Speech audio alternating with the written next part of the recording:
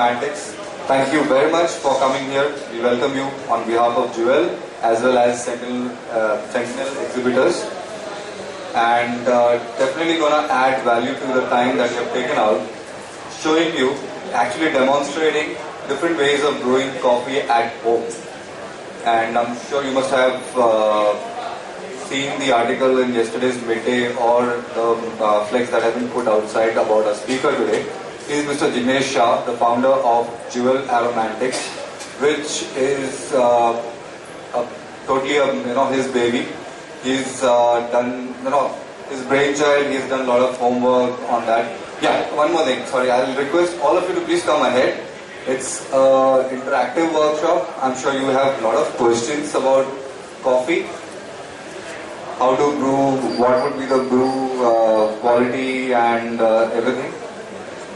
May I request you to come ahead, please? Yeah, thank you. So, that's all right. Yeah, friend, you can bring them ahead. Okay, thanks anyways though. So now we already are way behind schedule, so without taking much time of yours, I'm sure we all are eager to see how things turn out, how things brew. Over to Jignesh Shah. Thank you, Rajiv. We begin with this session as a third wave brewing gadget.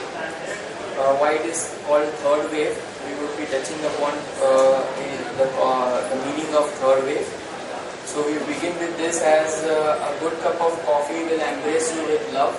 A great cup of coffee will keep you on to chase your dreams. We are all here to chase our dreams, and we desperately need a great cup of coffee. Now, what do you mean by a great cup of coffee? And how do you define a great cup of coffee? So we will break this journey into two parts. We will first go into the coffee revolution as per the world over, and we will see in India how this has affected us. And in that we will be covering what is meaning of third wave. So if we say the third wave, this is the third wave which is going on. The first wave started in 1930 to 1960.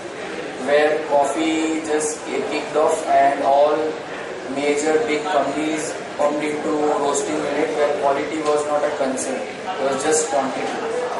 So it went on and the coffee culture spread out world over. Everybody started loving coffee, but they never thought of quality. They all thought of quantity. So from 1960 to 1990 was the second wave, where specialty coffee stepped in, and we saw a lot of small boutique roasting coming into the picture, where quality was at the front and people started demanding specialty coffee. Now when you say specialty coffee, means like single origin coffee. Coffee was sourced directly from the farm and it was supplied to the end user with all the details about, and it has a transparency and traceability. So that again revolutionized the whole coffee industry, and in that second wave we also got some more gadgets into it, and the third wave was from 1990 till today is the third wave of coffee, where specialty coffee went further. It spread in every parts of the world, where even the coffee shops also started selling single origin coffee, and they also became very quality conscious, and many of the coffee shops are now even selling single origin coffee. And in this third wave we also bought some more brew gadgets, and these gadgets were manufactured by companies which were not into coffee, but just because of the daily coffee consumption they thought of making some great gadgets. And in that period we got some few gadgets. Few of them are the AeroPress and the V60 pour over. AeroPress comes from USA. It's manufactured by Aerowide and a sports company, and they are basically into sports equipment and totally got diverted into coffee making, and this has become now as a main business, and it's been running throughout the world. Especially in US, AeroPress is like become a synonym for coffee. And V60 pour over comes from Hario, again a company from Japan. The main business was into heat resistant glassware, and they also got addicted to coffee, and they have several brewing gadgets today, and this is just one of them. So this was all about the world which was happening. Now if we see in India, the first wave, second wave and the third wave, India actually started consuming more coffee in the third wave, right, say around 2000, when the coffee shops started mushrooming all over India, like especially the Cafe Coffee Day, which started selling espressos and other formats which can be made from espresso. So this was the first time the Indian palate had a first hand of espresso, and then the other formats like from espresso, cappuccino, latte and so on. So this is where we actually came into the picture or into the limelight, that India is also now with par with the international culture. But so far the coffee culture has been missing out, and India had only witnessed two types of coffee in large. If I say divide India into two parts, like one is the south and the other is like the rest of India. The rest of India was more addicted or was more known to instant coffee, which is a soluble coffee, which is directly you just brew it by putting it into water or milk, and then you just have a coffee. There was no choice given to you. You just need to buy the stuff, store it in a refrigerator, and whenever you want to consume it, you use it. So that was the scenario which was prevailing so far. And in the south, people were going for filter coffee. So these are the traditional filter coffee, where the filter coffee was brewed at home. This has been used till today also. It's been there in every South Indian houses. They still use this method, and this is also a very simple way of brewing good coffee. And there are several blends available in South which are being calibrated or which are being specifically made for filter coffee. Now in filter coffee, we have two types. One is pure filter coffee, and one is which is blended with chicory. The adding of chicory is for reducing the cost of coffee and to give some caramel flavors to the coffee. So that was the main reason to add chicory into it. And government has put a cap on chicory that you can't add more than 47%. Beyond 47%, it will be treated as adulteration. So chicory is good for health, but only just to cut down the cost of coffee and make it more affordable. Commercial roasters started blending coffee with chicory, and this has been accepted in the south so in depth that they can't think of coffee that it can be without chicory. You need to have it with chicory. But now with the passage of time and with the third wave, even in India, people have now gone with pure filter coffee also. So you see a shop in Bangalore, which is a famous shop, and they are selling filter coffee, which is pure filter coffee without chicory. And there is a serpentine queue to just get 1 cup of coffee. And just bank opposite is the third wave format of selling espressos and all. But still, the Bangaloreans or the South people will refrain themselves to go into that culture. They still feel that this is what it belongs to us and it's in our DNA. So this is the coffee that we would like to have. So this type of brew method is still prevailing, and it is also a good method. But as we move on, as we advance, we have more and more advanced versions of brewing gadgets, and these all gadgets are very, very beautifully designed, and some of them have been winners for some kind of awards like Red Dot and all.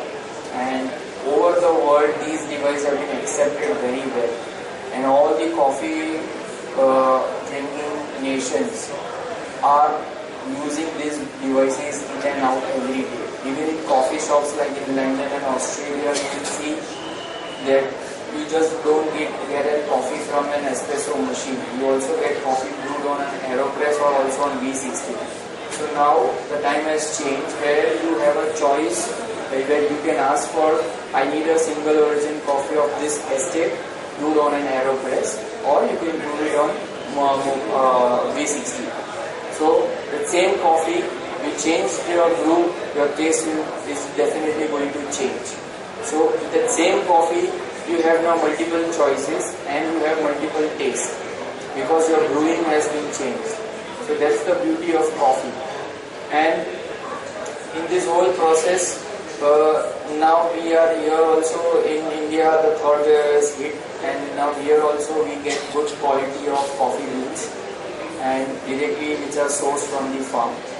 So now, how do we define a great cup? A great cup is like we are sourcing the coffee directly from the farm, and the farm that where the coffee is grown, the planter and the labor, they both have a sustainable practices, and they ensure that the coffee what they produce is of the international standards, and whatever coffee that they produce is sustainable, so that generations after generations people would be into the same business and still coffee would be their hardcore business.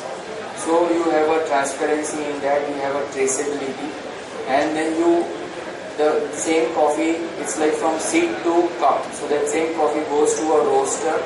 This roaster is an artisan roaster. He roasts this coffee in very small batches. We will only roast when there is an order, so that the consumer is always having the freshest bean at his disposal. And now the coffee is available at his doorstep. You just don't need to go to any grocery or into any mall where you will find a lot of bunch of stale coffees at the shelf. And if you see the dates, they would be manufactured 4 months, 5 months, 6 months ago, or maybe more or lesser. But here, whenever you have an order, the roaster will roast at his end. He will do a justice in roasting. He will understand with the bean, because every time when you roast, the bean is communicating with the roaster that this is the optimum temperature that the bean should be roasted. And once he has that skill, it's an art, it's a science and art, so that when it gets a perfect marriage, you have a perfect bean which is being roasted. And then once you decide your brewing gadget, based on that you can grind your bean and then you can enjoy a great cup of coffee. So a great cup of coffee is like you are having now single origins coffee. You can say that I'm using a coffee of this particular estate and I'm brewing it on this, and my grind size is this. So it eventually turns into a great cup. And this is the beauty, is that it is very simple to use. Most of the gadgets doesn't have any electrical or electronic parts into it. So maintenance point of view is very limited. You just need to clean the equipment, and as such there are no parts which are going for a normal wear and tear. So we begin with the workshop with now brewing. Till this, any questions? Okay. Are you all familiar with the traditional filter coffee? Or would you like to see how we can make the coffee into it? Okay, great. This is the traditional brass filter coffee, which hardly you will see now, because to maintain brass is a big question. So people have migrated to steel. Both do the same function, but just because it is expensive and you need to maintain because it will turn black and all, so people have gone for a steel filter coffee. Now this is the lower chamber where the coffee would be collected, and this is the upper chamber. In the upper chamber you have these holes where the decoction will be passing through it, and these are very fine holes, and it won't allow so easily to water to seep from the coffee and the decoction comes out so fast. In this method it may be more than 4 to 6 hours, because the more it stays, the more stronger the brew you will get, and you can have a good amount of coffee in one go, which can be consumed to the entire day. So you just need to brew it once, and then you can use it with milk the entire day. And there are various sizes in this. So depending on your the capacity what you want to consume in a day, based on that the consumer will buy the traditional filter coffee. And this is again a non-electrical gadget. There is no part in this is going for any kind of maintenance, because the entire body is in stainless steel.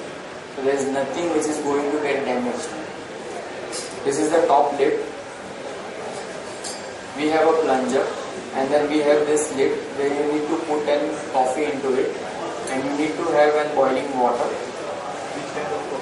Sorry? Normal coffee or? All these gadgets are based for pure coffee. You can have it coffee with chicory, but not soluble coffee or instant coffee.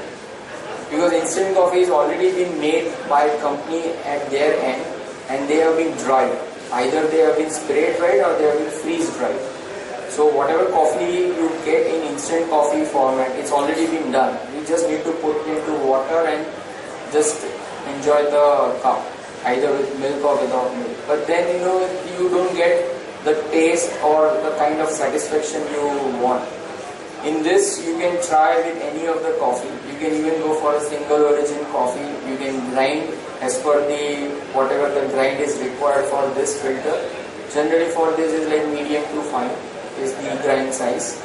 You grind it, you put your coffee. Now the percentage here, what we need to understand is the coffee and the water ratio. That is very important. Here generally we recommend that it is to be 1:5. So if I am having 1 part of coffee, we can have 5 parts of water. For commercial, it can go to 10 parts. So if I am putting say 10 grams of coffee into it, I will be adding 50 ml of water. So I just put the coffee inside, I boil the water. Before I put that boiling water into it, I will just do some pre-infusion.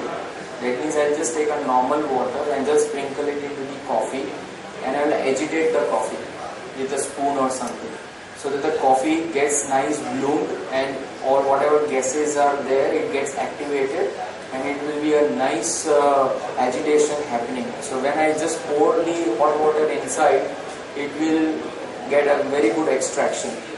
So once I do that, I'll just put the hot water inside, then I will take this plunger and I just press it. I don't need to do it very hard, I'll just put it, and then I will place it on this, and then I just close this lid and put it aside. That's it. This is the best way to brew coffee. There is nothing great in this, and you can still get a very good coffee out of it. And this coffee is generally consumed with milk. Without milk, it will be very, very strong. You need that strong palate to consume this coffee. So I'm sure none of would be going with a black coffee with filter water. You need to add then water to dilute the decoction. And this kind is like for 5 cups. So I can have a decoction up till like this. And then depending upon your brew strength, now the coffee to milk ratio generally starts from 1:1. Like if I'm taking 1 part of coffee decoction, then I'll be adding 1 part of the milk. Now that depends on user to user, because depending upon your capacity of having the strength, if you want a strong cup, then 1:1 is a good ratio. If you want a milder cup, you can increase your milk or you can decrease your coffee decoction, whatever, it will be the same. So based on that, you can have your beverage as per your desire. Once you have the decoction, you can play with that. You just keep on adding milk and it will keep on changing its flavors. So this is also a very good way of brewing coffee. But this is, you have to ensure that before drinking this is done, so that you get your coffee on time. So generally in Bombay, we are so much in a rat race that we need something very, very instant. So this is generally either you do it in the night and have it in the morning. But then people will say we need something even when we are buying fresh beans, we need to have fresh coffee as well. So then we move on to the other gadgets. So any question in filter?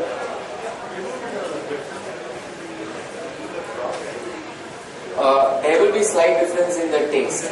Yes, because of the brass, coffee will be much better. In stainless steel, there won't be any addition of flavors, because stainless steel will not give any flavors to the coffee. Brass and copper will definitely add a flavor to it. If you are brewing it in brass, it's nothing like it. Yeah.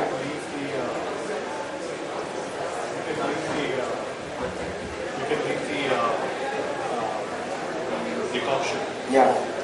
But if you leave it for long, Yes, it will change. Okay. It will go to more citrus. It will go to modes of towards some kind of lemony flavor. So the longer you keep it, the more. Yeah, yeah. So it goes to like the citrus notes. Will Yes, start citrus coming out. notes will be there. Because generally the blend of filter coffee will have a lot of tea berries and a mixture of Arabica and Robusta. So then eventually it will turn to little bit of citrus. But if you keep on adding milk and sugar, the sugar will kill that citrus and the flavor. It is best to have coffee without sugar. Initially you will feel, that this is very bitter and sour, but you just keep on consuming it for at least 3 to 4 days. 5th or 6th day you will be palatable and you can consume coffee without sugar. That is 100% sure. And then you won't feel the bitterness, the sourness, nothing. You will see the sweetness which is being felt after you have the coffee. That is the aftertaste, when the mouth feel. That's the beauty of coffee. And the best part of coffee is that in the same, suppose if I'm using this coffee, I brew it in filter traditional method, I get a particular flavor. If I use it in French press, I get a different flavor. Same coffee, if I brew it here in V60, again the flavor will change. The same coffee is giving different flavors if I just keep on changing my brew gadget. So with the same coffee, every 7 days you can have different taste in coffee.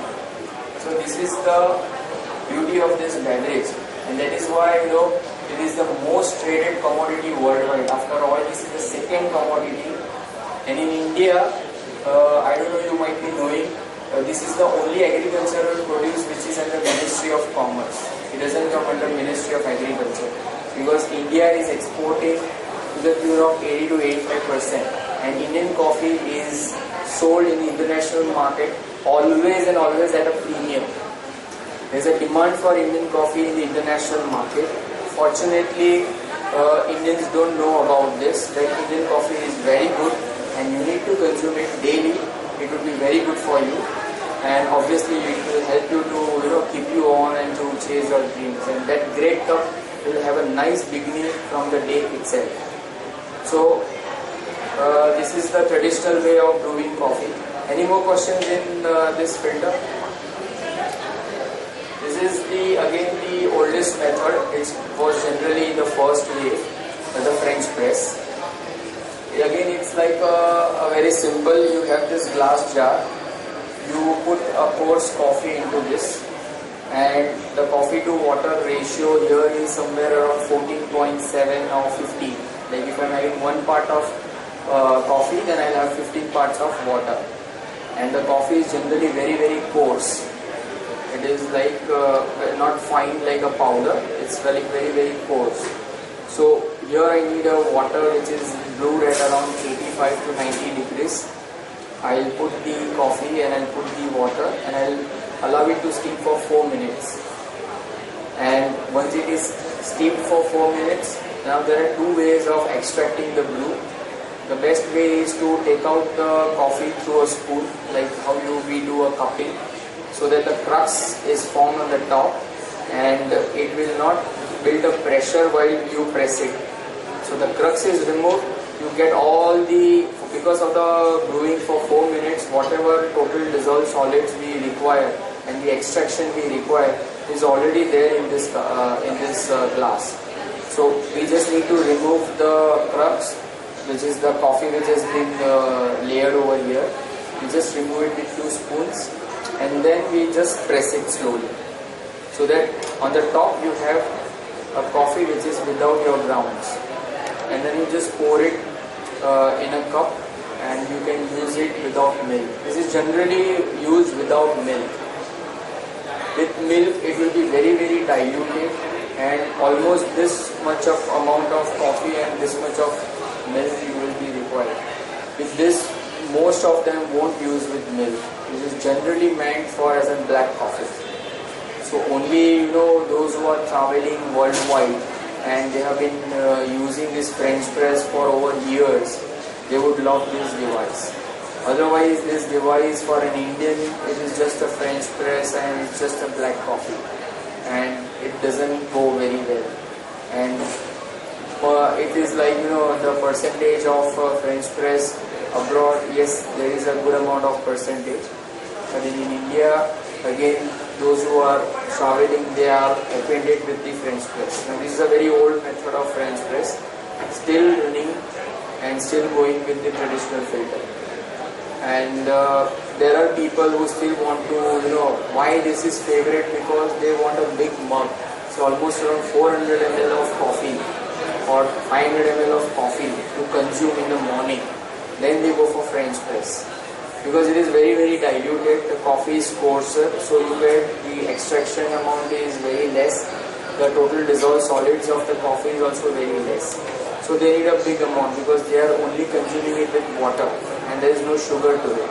So it's like an healthy beverage for them. So they require at least almost around 400 ml to half a liter. So why? That is the reason they go for French press. Now this is a 6 cup French press. So here I can brew it somewhere around 500 ml of coffee into this.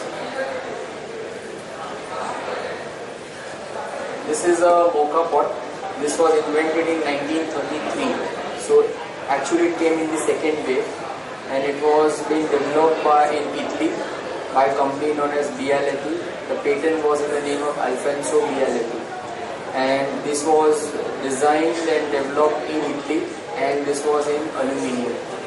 So far the years, this has been the favorite of Italians. Every house in Italians will have this mocha pot. This is also called as stout of espresso. It won't give you the exact espresso as what you get in espresso machine, but still it is comparable with an espresso, because there they will have this espresso directly without milk. So I'll explain you this. We will be doing a demo for this mocha pot. Now this was the oldest design. Now we have in stainless steel. The advantage of having it in stainless steel is that you can use it on your gas stove. You can also use it on induction plate. The advantages of mocha pot is that this is completely stainless steel. It doesn't require any electrical or any electronic part. You just need to put it on your gas, and it is very simple to use. This is the bottom part and this is the upper chamber. This is the bottom part where you need to fill your water. The water level should be below this gasket. This is a valve. It's where the pressure builds up, the valve will release the pressure. So your water has to be below this valve, and you need to just put your normal water, drinking water. Very important thing is that your water should be mineral water, and the pH balance should be very, very much in control, because 95% of coffee is water. So water plays a very major role in coffee. If your water is bad, however your coffee is good, it will spoil the taste, because whatever minerals are there will be added when the coffee is brewing, and all those gets compounded together, and the end result will be affected if the water is bad. So water has to be utmost of very good quality, and you have to ensure the correct pH balance. So if you have your normal a water filter, and if it's an RO or with UV, you are controlling the pH balance. So that water is a good water for this mocha pot. And here your coffee grounds can sit in. Generally a medium to fine is the grind size. You just need to fill this. You need to never tamp it or never press it hard. You just put the coffee into it, just put it and just tamp it on the ground so that it settles uniformly.